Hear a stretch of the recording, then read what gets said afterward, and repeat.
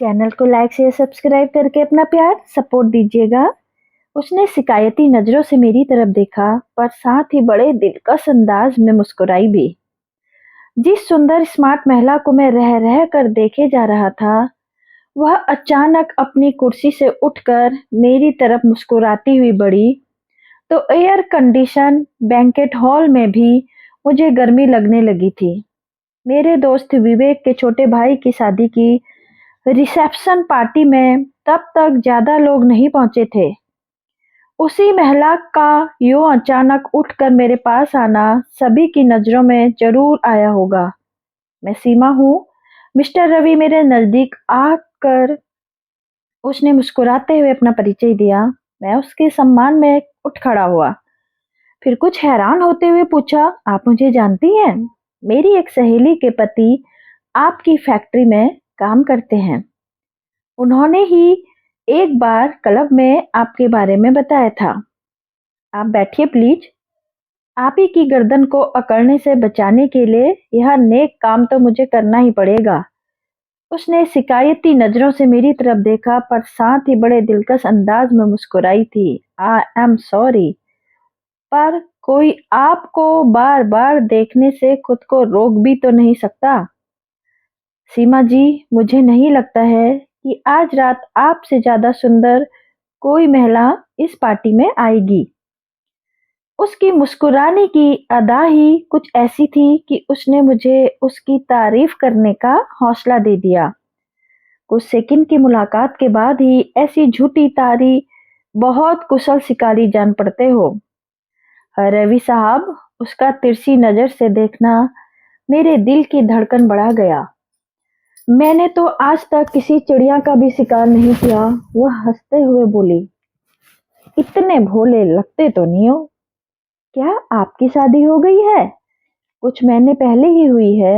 और तुम्हारे पूछने से पहले ही बता देता हूँ कि मैं अपनी शादी से पूरी तरह संतुष्ट व खुश हूँ। रियली? Yes really. जिसको घर का खाना भरपेट मिलता हो उसकी आंखों में फिर भूख क्यों? उसने मेरी आंखों में गहराई से झांकते हुए पूछा, कभी कभी दूसरे की थाली में रखा खाना ज्यादा स्वादिष्ट प्रतीत हो तो इंसान की लार टपक सकती है। मैंने भी बिना शर्माए कहा, इंसान को खराब आदतें नहीं डालनी चाहिए। कल को अपने घर का खाना अच्छा लगना बंद हो गया तो बहुत परेशानी में फंस जाओगे। रवि साहब, बंदा संतुलन बनाकर चलेगा, तुम फिक्र मत करो। बोलो, इजाजत है? किस बात की? उसने माथे पर बल डाल लिए। सामने आई थाली में सजे स्वादिष्ट भोजन को जी भर कर देखने की, मुंह में पानी लाने वाली महक का आनंद लेने की। जिस हिसाब से तुम्हारा लालच बढ़ रहा है उस हिसाब से तो तुम जल्दी ही खाना चखने की जिद जरूर करने लगोगे। उसने पहले अजीब सा मुंह बनाया और फिर खिलखिला कर हंस पड़ी। क्या तुम वैसा करने की इजाजत नहीं दोगी? उसकी देखा देखी मैं भी उसी के साथ खुलकर फ्लर्ट करने लगा। दे सकती हूँ, पर वह ठोड़ी पर उंगली रखकर सोचने का अभिनय करने लगी।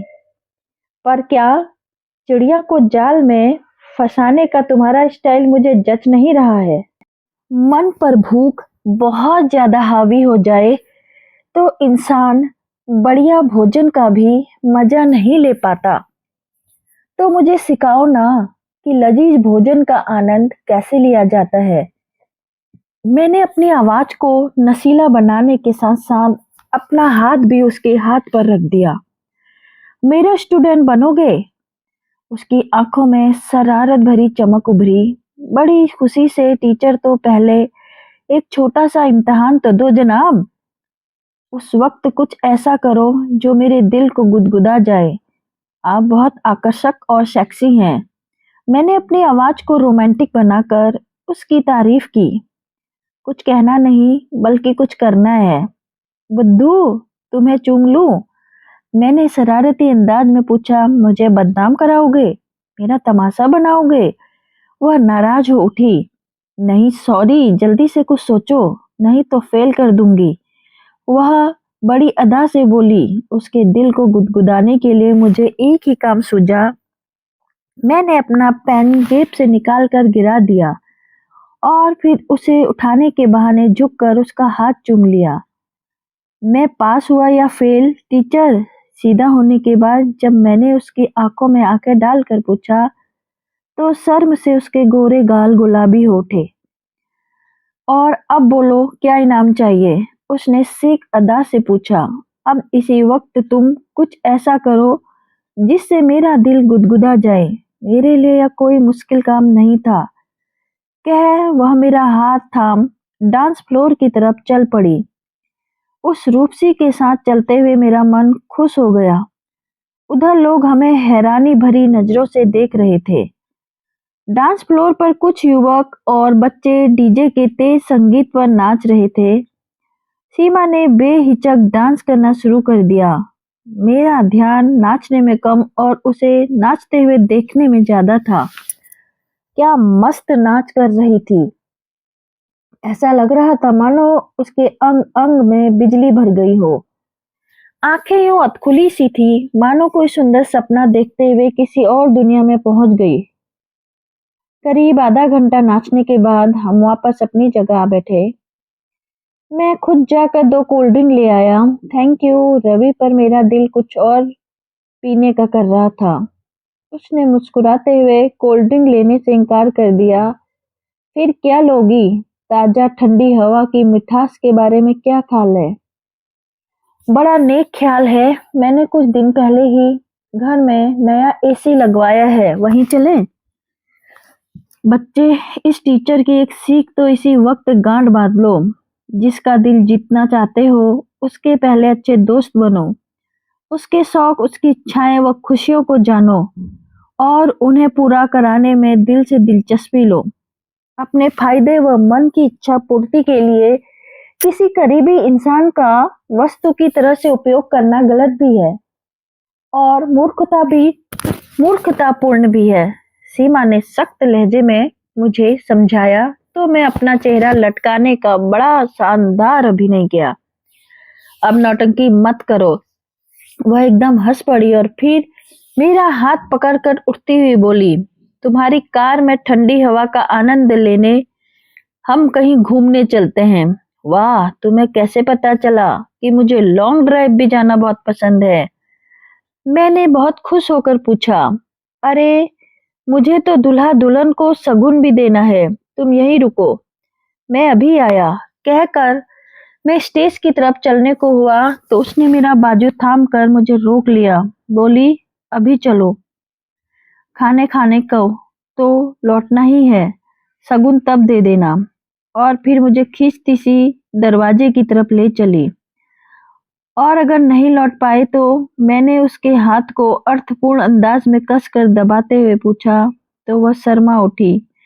कुछ देर बाद मेरी कार हाईवे पे दौड़ रही थी। सीमा ने मुझे एसी नहीं चलाने दिया। कार के शीशे नीचे उतार कर ठंडी हवा के झोंकों को अपने चेहरे पर केसों से खेलने दे रही थी। वह आंखें बंद कर न जाने कौन सी आनंद की दुनिया में पहुंच गई थी। कुछ देर बाद हल्की बूंदाबांदी शुरू हो गई, पर उसने फिर भी खिड़कियां का शीशा बंद नहीं किया। आंखें बंद की अचानक गुनगुनाने लगी। गाते वक्त उसके शांत चेहरे की खूबसूरती को शब्दों में बयां करना संभव था। उसका मूड न बदला, इसलिए मैंने बहुत देर तक एक शब्द भी अपने मुंह से नहीं निकाला। गाना खत्म करके भी उसने अपनी आंखें नहीं खोली। अचानक उसका हाथ मेरी तरफ बढ़ा और वह मेरा बाजू पकड़कर मेरे नजदीक खिसक आई।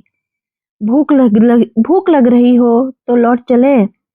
मैंने बहुत धीमी आवाज में उसकी इच्छा जाननी चाही। तुम्हें लग रही है भूख? बिना आंखें खोले वह मुस्कुरा पड़ी। अब हम जो करेंगे वह तुम्हारी मर्जी से करेंगे। तुम जो बड़े काबिल शिष्य साबित हो रहे हो। रवि साहब, थैंक यू। टीचर बोलो कहाँ चलें? जहाँ तुम्हारी मर्जी हो। वह मेरे और करीब खिसक आई। तब खाना खाने चलते हैं। यह चुनाव तुम करो कि शादी का खाना खाना है या हाईवे में किसी ढाबे का। अब भीड़ में जाने का मन नहीं है, तब किसी अच्छे से ढाबे पर रुकते हैं। बच्चे, एक नया सबक और सीखो। लोहा तेज गर्म हो रहा है तो उस पर चोट करने का मौका चूकना मूर्खता होती है। उसने मेरी आंखों में झांकते हुए कहा, तो मेरी रग रग में खून तेज रफ्तार से दौड़ने लगा। बिल्कुल होगी टीचर। अरे गोली मारो ढाबे को। मैंने मौका मिलते ही कार को वापस जाने के लिए मोड़ लिया। अपने घर का ताला खोलकर मैं जब तक ड्राइंग रूम में नहीं पहुंच गया, तब तक सीमा ने मेरा हाथ छोड़ा और ना ही एक शब्द मुंह से निकाला। जब भी मैंने उसकी तरफ देखा, हर बार उसकी नशीली आंख व मादक मुस्कान को देखकर सांस लेना भी भूल जाता था। मैंने ड्राइंग रूम से लेकर शयन कक्ष तक रास्ता उसे गोद में उठाकर पूरा किया। फिर बोला, तुम दुनिया की सबसे सुंदर स्त्री हो सीमा। तुम्हारे गुलाबी होंठ अब डायलॉग बोलने का नहीं बल्कि एक्शन का समय है। मेरे प्यारे शिष्य सीमा ने मेरे होंठ अपने होठों पे सील कर मुझे खामोश कर दिया। फिर जो एक्शन हमारे बीच हुआ वह घंटों बाद ही रुका होगा, क्योंकि मेरी टीचर ने स्वादिष्ट खाने को किसी भुक्कड़ की तरह खाने की इजाजत मुझे बिल्कुल नहीं दी थी। अगले दिन रविवार की सुबह जब दूध वाले ने घंटी बजाई, तब मेरी नींद मुश्किल से टूटी। आप लेटे रहो, मैं दूध ले लेती हूँ। सीमा ने मेरा हाथ पकड़कर मुझे पलंग से नहीं उठने दिया। नहीं, तुम यहाँ से हिलना भी मत।